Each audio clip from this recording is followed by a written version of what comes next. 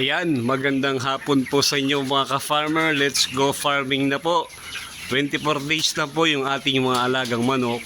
May tumimbang na po sa kanila nasa 1.6 na mahigit.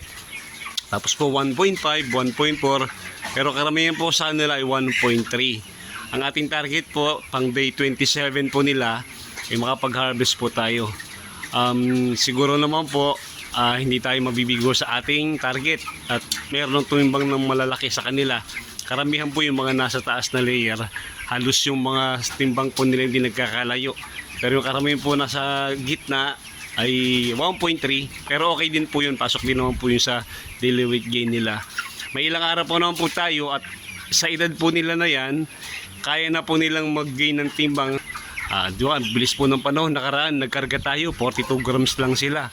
Ngayon yung kanilang timbang nung ating kinarga ay doble pa na kaya na i-gain sa isang araw. Ganun po kabilis ang mga 45 days lumaki.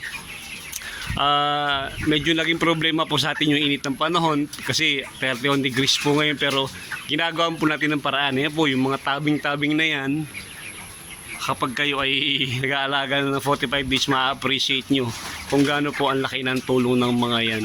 Ang pagkain ko po sa kanila ay grower, hindi na po ako nagpipinisher, at ang painom po sa kanila ay tubig na lang kasi baka nga naman makapag-harvest tayo ng maaga, at least nakapag-flashing na po tayo. Yung mga supplement at yung mga vitamins sa ininom nila ay na-discharge na po nila. Mula po ng mga siguro mga 4 days ago, yung po merong namatay na isa, yung medyo maliit po yun, hindi po yung namatay sa init, yung po yung namatay talaga sa sipon, yung po hindi na nakarecover. Kaya hindi naman ako gano'ng kinakabahan na baka ma-stroke yung mga manok, hindi naman po, at okay naman po sila, nakakapag-adjust po sila sa init at nakakapag-adjust din po sila kapag madaling araw po na malamig.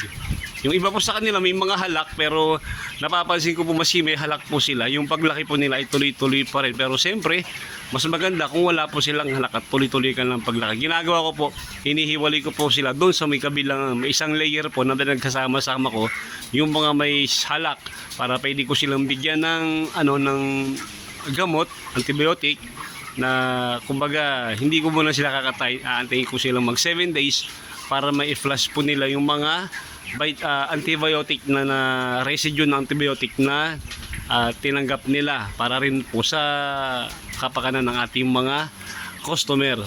Tapos na-divide ko na po sila sa mga layer nila, 25 heads per layer, pero may mga sumobra po. Ibig sabihin yung ating kinarga na 300 plus, yung mga pasobra na para nasa 15 ay may natira pa, kaya hindi sila sumapat sa kada layer.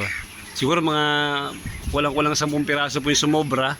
Di magandang balita po, dagdag pa yun sa kikitain natin. Sana magtuloy-tuloy po.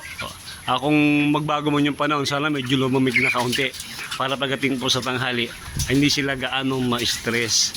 Hindi ba ako nakapagkayod ngayon ng mga dumi nila kasi medyo kabar tayo kayo ng umaga, paapo bukas or sa Monday. Pero ilang araw na lang po makakapag-harvest na tayo, mababawasan na sila, may pambili na po tayo ng bigas. Ayan yung mga ka-farmer natin na naghahanap ng extra income. Kung meron naman po kayong space sa inyo, kumbaga ini-encourage ko po kayo mag-alaga ng 45 days. Sa panonood lang po ng mga vlog, matututo po kayo, at kung meron kayong tanong, pwede kayong mag-message sa akin o mag-comment, at sa abot po ng aking makakaya, isasagutin ko naman po para makatulong ako sa inyo. At yung mga isasagot ko po sa mga tanong ninyo ay batay din po yun sa aking mga karanasan. Kaya lang po, kapag mayroong nagtatanong sa akin na hindi ko pa na-encounter, halimbawa po yung mga sakit na medyo matindi-tindi, meron po akong mga kaibigan na mga nag-aalaga po sa malalaking poultry farm. Sila po ay may mga veterinary doon. Nakakakuha po tayo sa kanila ng mga suggestion, ng mga advice na ina-apply ko po sa aking mga pag-aalaga. At yung mga kaibigan na natin na nagtatanong tungkol sa mga sakit na kanilang encounter, gano'n po ginagawa ko. Humihingi po ko ng tulong sa kanila, tsaka ko po sinasabi sa mga kaibigan na ka-farmer natin na nagtatanong sa atin. Maraming salamat po sa inyong lahat. Paki-like naman po yung ating video, at maraming salamat po sa mga bagong nag-subscribe. 168 subscriber na po tayo. Maraming salamat po sa inyo, at sana po ay may napupulot kayo sa aking ginagawang pagbablog sa pag-aalaga po ng mga 45 days. May pera po sa pag-farming, may pera po sa pag-aalaga ng 45 days, tiyagaan lang po talaga. Maraming salamat po, happy farming po.